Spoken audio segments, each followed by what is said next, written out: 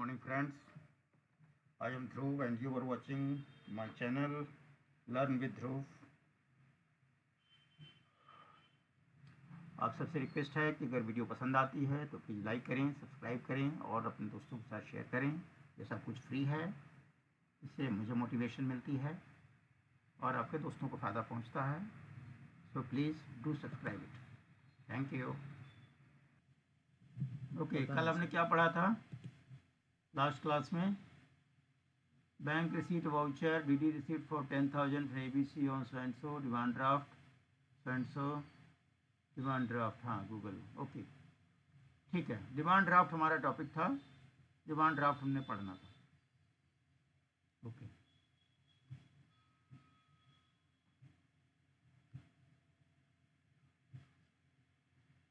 पहले बताओ, demand draft आप समझते हो? सर हाँ जी। नहीं नहीं। नहीं, थोड़ा ऊंचा बोला, आवाज़ हल्की आ रही है। ओके,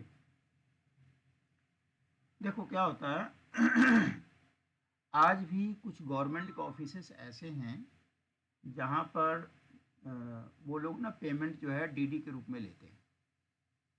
जैसे आपने कोई फॉर्म भरा, रेलवे का भरा या और कोई भी कंपटीशन एग्ज़ाम भरा, बैंक का भरा, कुछ भी भरा, तो आप हर स्टूडेंट से ना बोर्ड वाले कुछ पैसे लेते हैं, 100 रुपये, 50 रुपये, 200 रुपये, कुछ भी ले सकते हैं।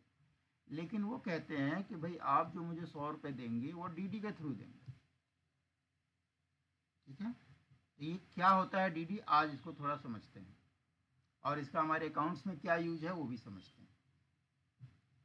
देखो, पेमेंट करने के ना दो तीन तरीके होते हैं। एक तो आप किसी को कैश पे कर सकते हो।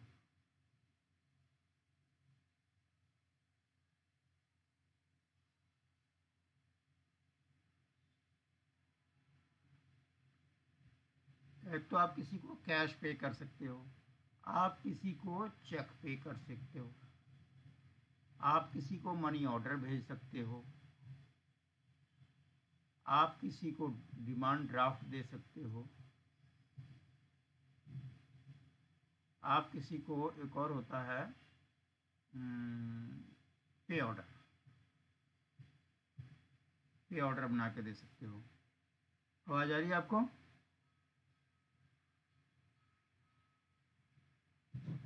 हेलो। जी सर आ रही है। हम्म तो ये क्या होते हैं, ये सब मोड ऑफ पेमेंट्स हैं। और भी एक आध हो सकता है, बट ये आप इसको मोड ऑफ पेमेंट समझो।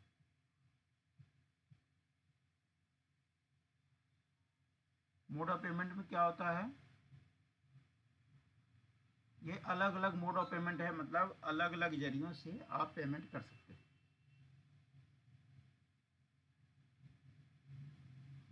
तो कैश क्या होता है? कैश होता है स्मॉल खर्चों के लिए, स्मॉल पेमेंट्स के लिए, बस। बाकी ये देना पड़ता है। अब चेक का क्या है? चेक का बेसिकली एक चेक नंबर होता है, मान लो 1 2 3 4 5 6, 6 डिजिट का होता है। मनी ऑर्डर होता है, पोस्ट ऑफिस के थ्रू होता है। डिमांड ड्राफ्ट भी बैंक के थ्रू होता है, बैंक के थ्रू होता है। ये भी चेक नंबर की तरह, इसमें भी 6 डिजिट होते हैं, 1 2 4 5 6 7, इसमें भी 6 डिजिट होते हैं। पे ऑर्डर भी एक बैंक के थ्रू ही होता है, में भी आजकल कम इस्तेमाल होता है। पहले पे ऑर्डर चलता था। तो ये सब मोड ऑफ पेमेंट हैं जिनका अलग अलग सिग्निफिकेंस है। एनईएफटी और आरटीजीएस। NEFT, हाँ, NEFT हो गया, RTGS हो गया, गुड। और सर दो ही पता। हाँ, ये जो दोनों हैं, ये बेसिकली इलेक्ट्रॉनिक हैं। जब से कंप्यूटर का बूम आया है तब से ये भी चलन में है, पैसे ट्रांसफ़र किए जाते हैं। ये सारे फिजिकल मोड हैं, ये सारे फिजिकल मोड हैं और ये सारे इलेक्ट्रॉनिक मोड हैं। अब बात चली है NEFT की, तो इसका फुल फॉर्म बता सकते हो? हाँ नो जी, सर। हाँ कि ना? सर तो लास्ट वाला पता है, फंड ट्रांसफर होगा। हाँ, कोई सा भी बताओ। किसका, एनईएफटी का बताओगे, किसका नहीं बताओगे? नहीं, NEFT में NE का नहीं पता, FT का तो फंड ट्रांसफर होगा। कोई बात नहीं, मैं बता देता हूँ। इलेक्ट्रॉनिक, हाँ, इलेक्ट्रॉनिक नेशनल कुछ होगा। Electronic fund transfer. ठीक है। आमतौर पे जाती जिंदगी में आमतौर पे एनईएफटी जो है 2 लाख तक के अमाउंट का लोग करते हैं। जरूरी नहीं है, कुछ लोग ज़्यादा का भी करते हैं, बट आमतौर पे 2 लाख के अंदर की पेमेंट होती है तो उसको एनईएफटी के द्वारा करा जाता है। क्लियर हुआ जी? आरटीजीएस का फुल फॉर्म बता सकते हो? कोई बात नहीं, देखो हम अकाउंट्स में हैं, हमारे अकाउंट्स में ये सब टर्म्स बड़े फ्रिक्वेंटली यूज होते हैं। अभी तो चलो मेरे सामने आ गया, मैं तो बता ही दूंगा, मैं तो अभी बताने जा रहा हूँ आपको। बट कभी भी लाइफ में कोई ऐसी चीज़ लगती है कि जो मेरे यूज होने वाला है और जिसका मुझे ज्ञान नहीं है, तुरंत गूगल मारो, तुरंत पूछो, मिल जाएगा आंसर। और उसको नॉलेज में रखो। आरटीजीएस अक्सर होती है जब बड़ी पेमेंट्स करनी होती है ना, तो पार्टी कहती है सर मैं आरटीजीएस भेज रहा हूँ आपको, आप चेक कर लेना, ऐसे बोलते हैं। तो being in accounts we should know RTGS क्या है। आरटीजीएस का फुल फॉर्म होता है रियल टाइम ग्रॉस सेटलमेंट। ये होते हैं बिग अमाउंट्स के लिए होते हैं, जैसे 2 लाख से ऊपर के लिए, 5 लाख, 10 लाख, 50 लाख, 2 करोड़ आरटीजीएस होते हैं। और उसी टाइम पे पैसे पहुंच जाते हैं 2 मिनट के अंदर। तो ये कुछ मोड ऑफ पेमेंट्स हैं। रादर इसकी पढ़ाई तो आती उसमें बीपीवी में आती है, बैंक पेमेंट वाउचर में आती है, लेकिन हमारा बैंक रिसीट वाउचर ख़त्म हो गया है। तो उसमें एक छोटा सा क्लू था डिमांड ड्राफ्ट को एक्सप्लेन करने का, उसके चक्कर में सारा मैं एक्सप्लेन आज ही कर देता हूँ। बैंक पेमेंट वाउचर में मुझे ना के बराबर करना पड़ेगा, कोई डाउट रह जाएगा तो हम क्लियर कर लेंगे। फिलहाल आज आपको ये समझना है कि ये सारे मोड ऑफ पेमेंट्स होते हैं जिनके थ्रू हम, एक बंदा जो है दूसरे बंदे को पैसे देता है। तो मेन जो था, 2-3 चीज़ें समझनी थी। ये देखो, ये तो इलेक्ट्रॉनिक हो गया और ये भी बैंक के थ्रू होता है, मेनली ये बैंक की फैसिलिटीज होती हैं। जो पे ऑर्डर होता है ये भी बैंक में बनता है, डिमांड ड्राफ्ट भी बैंक में बनता है। जो मनी ऑर्डर भेजा जाता है पोस्ट ऑफिस के जरिए भेजा जाता है। जैसे यहाँ से कुछ लोग दूसरे शहरों में, दूसरे गाँव में पैसे भेजते हैं मनी ऑर्डर के थ्रू, तो सरकार उसमें कुछ चार्ज लेती है और आपका पैसा उस व्यक्ति तक पहुँचा देती है। चेक होता है, ऐसे ही आप किसी को चेक काट के दे देते हो तो चेक में चेक नंबर होता है, ड्राफ्ट में ड्राफ्ट नंबर होता है, और पे ऑर्डर में भी पे ऑर्डर का नंबर होता है, पीओ नंबर होता है। बहुत पहले चलता था पे ऑर्डर, आजकल चलता है कि नहीं मुझे आइडिया नहीं है, लेकिन पहले ये चलता था। जितने ये भर्ती बोर्ड होते हैं ना, एम्प्लॉयर लोग होते हैं गवर्नमेंट के, वो लोग बोलते थे हमें 50 रुपये भेज दो पे ऑर्डर से या 100 रुपये भेज दो डिमांड ड्राफ्ट से। तो अभी थोड़ा डिमांड ड्राफ्ट को मेन डिटेल में समझेंगे, इसका प्रोसेस समझाता हूँ आपको। डीडी, डीडी क्या होता है? सामने वाली पार्टी कहती है कि आप हमें डीडी के पेमेंट करो, मान लो 100 रुपये का पेमेंट करो फॉर एग्जाम्पल। तो हम क्या करते हैं, हम बैंक में जाते हैं। बैंक में एक एप्लीकेशन फॉर्म होता है, बैंक में एक एप्लीकेशन फॉर्म होता है डीडी का, आप उसको उठाते हो, उसमें भरते हो। तो उसमें हम क्या भरते हैं, उसमें मतलब इन फेवर ऑफ, वो पूछते हैं किसके नाम से डीडी बनेगा। जैसे मैंने मान लिया एबीसी एंटरप्राइज, एबीसी एंटरप्राइज के नाम से इन फेवर ऑफ बनेगा। अगला होता है पेबल एट, कहाँ का स्टेशन है वो, आपने लिख दिया जी कलकत्ता, ठीक है, इन फेवर ऑफ। बाकी अमाउंट, अमाउंट कितने का बनाना है, तो आपने बोल दिया 100 रुपये। ये फॉर्म में एक 2-4 कॉलम होते हैं, ये आपको भरने पड़ते हैं। बैंक आपसे पूछता है कि आपको जो ड्राफ्ट बनवाना है तो वो किस नाम से बनेगा, वो कहाँ पे होना है, पेबल एट ये बेसिकली ब्रांच का नाम होता है, कौन से ब्रांच में वो उसको चाहिए। जैसे मान लो ABC इंटरप्राइज है, कोई कलकत्ता में उसका ऑफिस है, और कलकत्ता में मान लो मुझे नहीं पता कोई जगह है, लेकिन मान लो कोई जगह का नाम है, मान लो कलकत्ता कोई कौन, हाँ काली घाट, मान लो काली घाट एक जगह है कलकत्ता के अंदर। तो सामने वाला ABC बोलता है कि भाई साहब मेरा जो ब्रांच है वो काली घाट ब्रांच में है, और मान लो SBI में, तो आप मुझे DD बना के दीजिए जो कि SBI काली घाट पे इन कैश हो जाए। तो हम यहाँ दिल्ली में बैठ के जो बैंक में जाके जो ड्राफ्ट बनाएंगे उसमें लिखेंगे ABC पेबल एट कलकत्ता, जो भी काली घाट ब्रांच कलकत्ता लिख देंगे, और अमाउंट 100 रुपये भर देंगे। उसका एक कॉलम होता है, वो आपको भरवा देता है बैंक। ये तो आपने फॉर्म भर दिया। तो बैंक क्या करता है, कहता है साहब ऐसा करो, उसमें 2 कॉलम होते हैं, एक तो होता है अमाउंट का, एक होता है कमीशन का। कहता है 100 रुपये की अगर आप बनवाते हो तो मान लो मैं 5 रुपये आपसे लूँगा चार्ज, बैंक वाला फ्री में तो करेगा नहीं। 5 रुपया मान लो कहता है कि मेरा 5 रुपये फीस है, तो आप मुझे 105 रुपये की पेमेंट करेंगे, ठीक है। तो आपसे वो क्या करेगा, कैश 105 रुपये ले लेगा, ये फॉर्म भर दीजिए, और आपको बुलाएगा 3 से 4 घंटे के बाद। बैंक वाले उनको बनाने में टाइम लगता है, तो 3-4 घंटे के बाद आपको बुलाते हैं, और ये आपको एक, जब तैयार हो जाता है, एक आपको ये ड्राफ्ट बना के देते हैं। ऊपर लिखा होता है डिमांड ड्राफ्ट। इसका एक समथिंग लाइक चेक जैसा ही होता है, लेकिन ये डिमांड ड्राफ्ट होता है, चेक नहीं होता, ये डिमांड ड्राफ्ट होता है। इसमें लिखा होता है 100 रुपये लिखा होता है, ABC एंटरप्राइज लिखा होगा, जो जो आपने भरा होगा सब इसमें लिखा होगा। आप इसका सैंपल ढूंढ सकते हो, गूगल पे सैंपल मारना, आपको डिमांड ड्राफ्ट का सैंपल दिख जाएगा। अब डिमांड ड्राफ्ट में और चेक में क्या अंतर है, लोग डिमांड ड्राफ्ट ही क्यों मांगते हैं? तो बेसिक अंतर ये है कि देखो, ये भी 6 डिजिट का होता है, ये भी 6 डिजिट का होता है,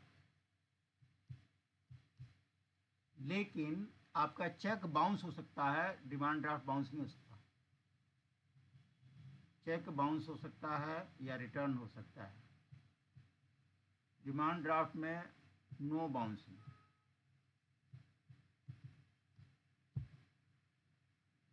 जैसे आपने किसी को चेक काट के दे दिया, मान लो फॉर एग्जांपल 1 लाख रुपए का चेक दे दिया, सामने वाला जब जमा करेगा तो हो सकता है आपके में अगर पैसे नहीं हो खाते में, या चेक में कोई लिखने में गलती हो गई, ओवर राइटिंग हो गई, या तुमने खुद ही बैंक में बोल दिया भाई इस चेक को पास मत करना, होता है ना। पार्टी को तो पैसे दे, चेक दे दिए दिखाने के लिए, और अपने बैंक वाले को बोल दिया भाई ये चेक क्लियर मत करना, रिटर्न में दे दिया, स्टॉप पेमेंट बोल दिया, तो ये चेक क्लियर नहीं होता। लेकिन DD में ऐसा नहीं है, DD में आपका पैसा पहले ही जा चुका है 105। तो आपने जब DD दे दिया पार्टी को तो इनकैश हो जाएगा, क्योंकि आपका पैसा ऑलरेडी बैंक को मिल चुका है, और दूसरे बैंक का ब्रांच उस बंदे को पैसे दे देगा। इतना समझ में आया? यस कि नो? यहाँ पर आपको मैं BRB में ले चलता हूँ, BRB में ले चलता हूँ। मान लो मेरी कंपनी है ABC एंटरप्राइज, दिल्ली में। एक मैं ट्रांजेक्शन बनाता हूँ,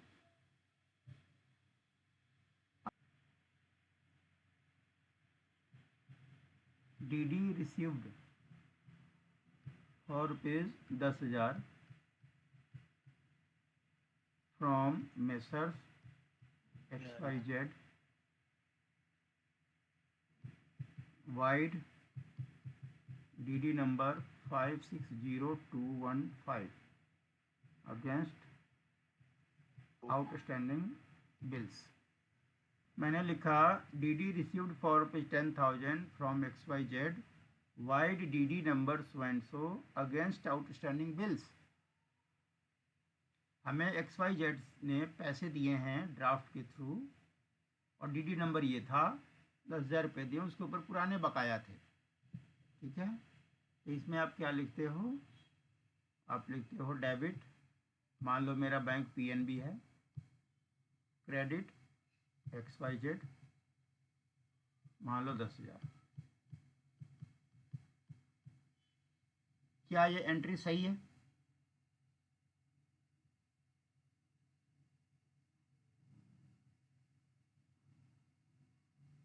मेरे सवाल समझ में आया आपको? हमें पैसा मिला है XYZ से, चेक मैंने नहीं लिया, मैंने कहा भैया चेक तुम्हारा बाउंस हो जाता है, मुझे तो आप ड्राफ्ट दो। तो उसने ड्राफ्ट बनवा के दे दिया, 10,000 रुपये का ड्राफ्ट मेरे पास आ गया, मैंने बैंक में डाल दिया। क्या ये एंट्री सही है?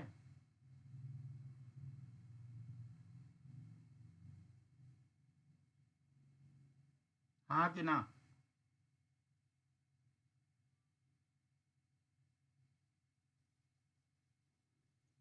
सही होगी। यस कि नो? यस। यस, ये एंट्री सही है। अब इसी में मैं आपको एक ट्विस्ट देता हूँ, एक केस देता हूँ। मैंने बोला XYZ को कि भाई आप जो 10,000 की पेमेंट करोगे वो डीडी से करोगे। उसने डीडी बना के दे दिया, लेकिन उसने मुझे बोला कि भाई साहब जब मैं 10,000 का ड्राफ्ट बनवाने गया था तो मुझे 200 रुपये बैंक वाले ने चार्ज ले लिया। गया होगा, जब वो बैंक में गया अपने ड्राफ्ट बनवाने तो उसको 10,000 के ऊपर 200 रुपये बैंक चार्ज लग गया। और उसने बोला कि भाई साहब ये चार्ज मैं आपसे काट लूंगा, मैं अपनी जेब से नहीं भरूंगा।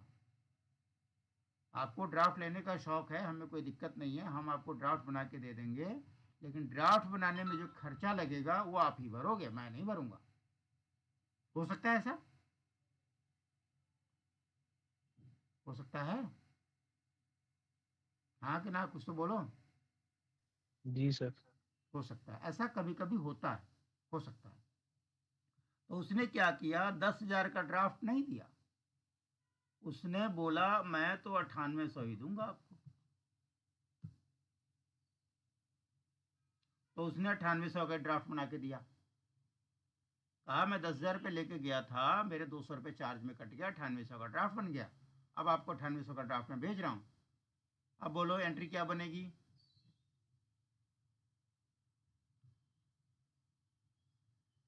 अब एंट्री क्या बनेगी, बता सकते हो?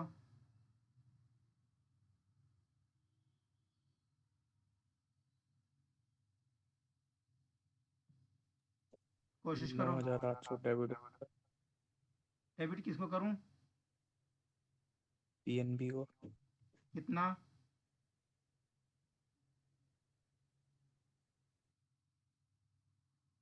कितना डेबिट होगा? 9,800। ओके। और क्रेडिट? क्रेडिट ये 200 रुपये वो नहीं, क्रेडिट में किसका नाम 100। लिखूंगा? 10,000। 10,000 रुपये। नहीं नहीं, पार्टी का नाम बताओ ना, कौन सा अकाउंट हेड लिखूंगा? 10,000 तो चलो यहाँ डाल दूंगा, यहाँ क्या लिखूं? XYZ। XYZ को 10,000, बाकी ये तो बराबर नहीं हुआ। बाकी बाकी 200 रुपये एक्सपेंस। हाँ आप सही बोल रहे हो, डेबिट हम बैंक चार्ज कर देंगे 200 रुपये।